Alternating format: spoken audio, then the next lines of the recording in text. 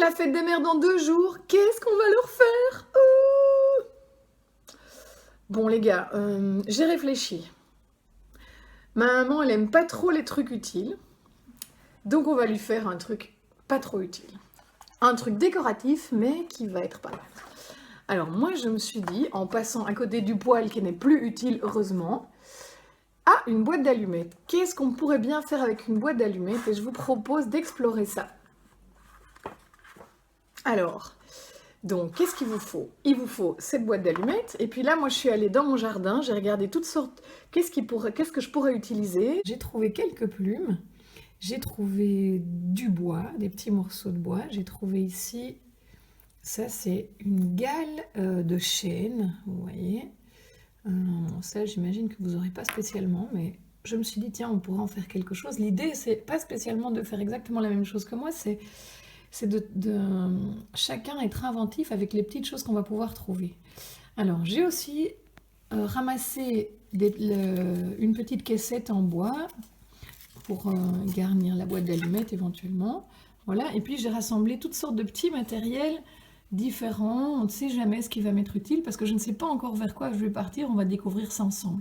Donc voilà, j'ai pris de la colle, j'ai pris des ciseaux, un cutter, j'ai pris bien sûr ma boîte d'allumettes, de la peinture et des marqueurs. Et alors j'ai pris, et ça par contre ça va être important, du fil de fer. Alors ça c'est un fil de fer qui est recouvert de papier craft, mais simplement vous pouvez prendre un fil de fer que vous trouvez en jardinerie.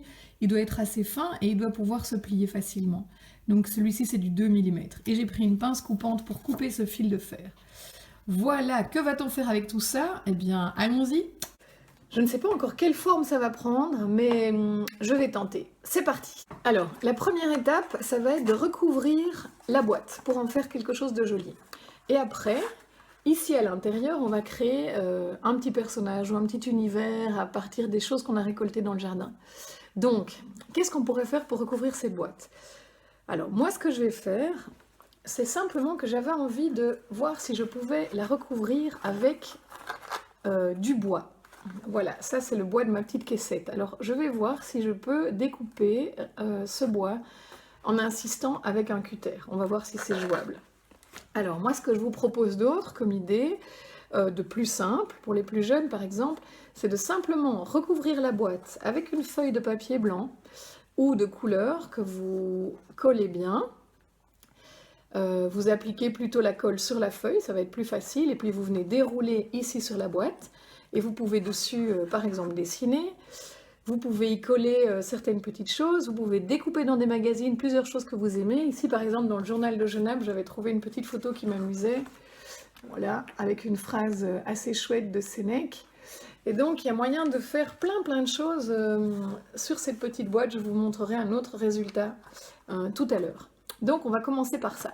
Allons-y. Voilà, donc j'ai pris mon cutter et je suis en train de... N'oubliez pas, quand vous utilisez un cutter pour couper quelque chose de résistant comme du bois comme ça, il faut y aller doucement. Et puis surtout en dessous, vous mettez un vieux support qui soit très solide et pour que ça puisse pas griffer la table par exemple. Donc voilà, c'est parti. Moi j'ai tracé le contour de la boîte sur mon bois. Et puis je vais passer plusieurs fois pour voir si... on va pouvoir couper ce bois de cette façon-là. Alors, à mon avis, il doit y avoir moyen.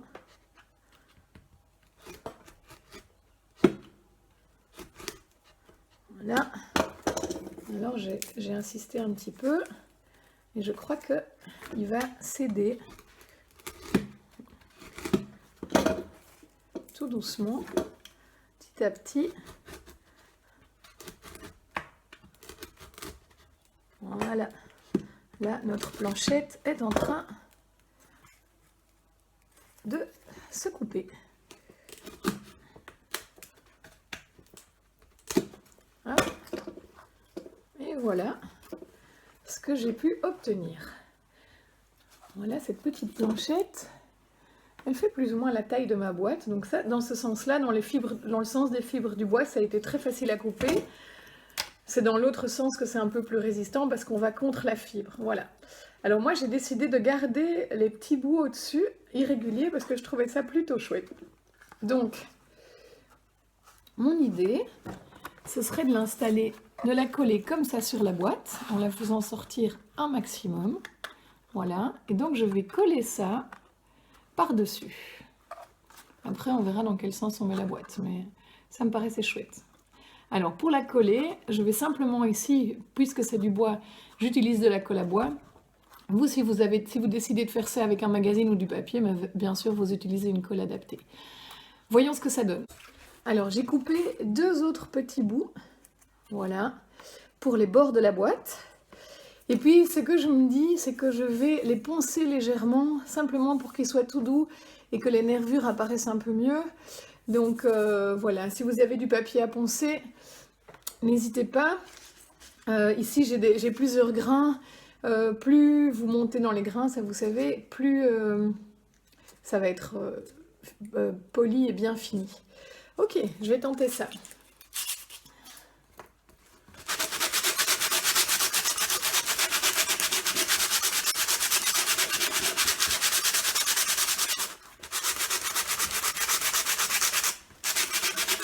Voilà, ça s'affine en fait petit à petit. C'est en train de devenir plus doux. Et toutes les irrégularités disparaissent. C'est pas mal. En fait, c'est vrai que j'aimais bien le côté brut, mais poncer, c'est encore plus chouette. Là, je vais vous montrer bientôt ce que ça donne. Donc ici, c'est avec un gros grain, c'est avec du 60. Et puis après, je vais passer avec un grain un peu plus fin.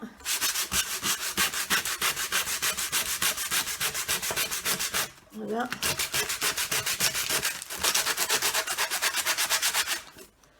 Pour achever. Alors, voilà, ça c'est déjà après un passage au papier 60. Je vais faire ça pour tous les côtés et je vous montre. Alors, voilà le résultat de notre première étape. Donc, les parties ont été poncées et puis je les ai simplement collées sur la face avant et sur les 2 faces latérales. Celle-ci, je l'ai gardée telle qu'elle était puisque j'imaginais que cette petite boîte allait peut-être être simplement accrochée au mur. Voilà, donc pour coller, j'ai utilisé de la colle à bois et j'ai utilisé une tactique qui me permet d'attendre un peu moins, c'est que j'ai mis un petit peu de colle à chaud avec la colle à bois pour que ça tienne directement et la colle à bois va permettre que ça tienne plus longtemps. Voilà, alors on va passer à la deuxième partie. La deuxième partie, c'est cette partie-ci. Alors moi, j'imaginais la peindre entièrement en noir, en tout cas l'intérieur et les bords, parce que mon fil, il est blanc et que j'avais envie que ça ressorte. Là, de nouveau, sentez-vous libre, vous pouvez venir coller, vous pouvez dessiner, vous pouvez faire plein de choses à l'intérieur de cette boîte. Donc à vous de voir qu'est-ce qui vous convient le mieux. Le tout est que vous réfléchissiez évidemment que ces 2 parties s'assortissent. Donc la partie du haut et la partie du bas puissent être jolies ensemble. Alors bon, on va voir ce que ça peut donner quand je la peins en noir. Allons-y.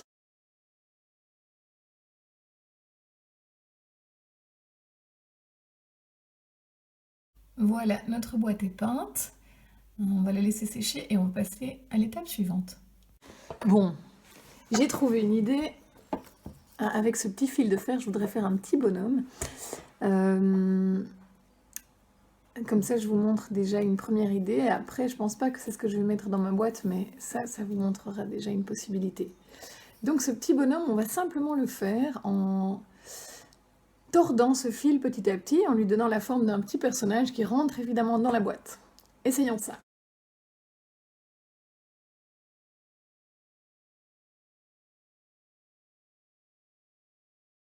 Alors voilà ce que donne notre petit personnage. Il rentre dans la boîte d'allumettes. Maintenant, ce qu'on pourrait faire, c'est l'habiller. Donc, en fait, on va mettre de la colle sur la tige de métal, ici, pour remplir la tête avec un petit bout de papier plat. Et pareil, ici, pour lui faire un petit vêtement. Voilà, alors j'ai découpé ici, dans du carton d'œuf, la forme de la tête. Voilà. En fait, en le posant derrière, simplement, on découpe la forme qui nous convient. Et donc, je vais le coller comme ça. Et puis là, j'ai pris un petit bout de papier pour lui faire un petit bout de papier dans un magazine, pour lui faire un petit vêtement qui va plus ou moins, bon, c'est difficile de tenir les deux en même temps, mais qui va plus ou moins donner ça. Je vais le coller et puis je découperai tout autour pour parfaire. Voilà, je vous montre ce que ça donne. Alors voilà notre petit personnage qui est habillé, vous voyez, hop, il a son petit vêtement, il a sa tête. Il n'est pas encore tout à fait sec, donc je lui ferai peut-être un petit sourire par la suite.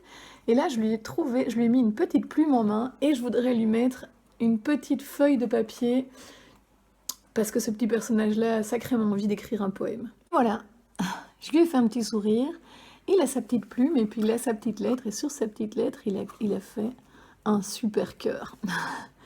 Bon, ça c'est la première version de ce qu'on peut mettre dans notre boîte. Je vais voir si elle est sèche pour vous montrer ce que ça pourrait donner. Voilà. Je vous montrerai l'ensemble.